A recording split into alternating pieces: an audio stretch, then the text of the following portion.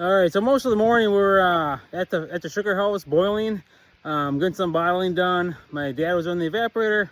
My brother and I were bottling. All of a sudden, I got a text alert of low vacuum in Rick's here. Significantly low vacuum, down to like 16, then 14 inches. So obviously there's a big leak out here.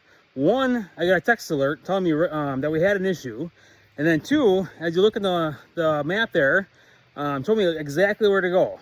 So either drive out here within 5 minutes, be on the property, with another 3-4 minutes, be at the end of the main line, right where we have this issue.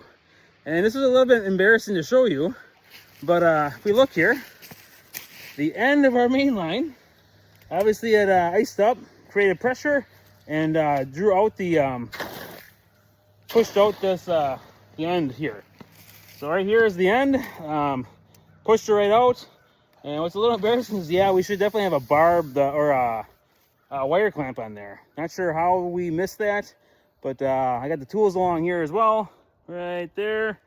We'll make sure we get a wire clamp on this, get this system back up to 18 inches, and prevent this from ever happening again.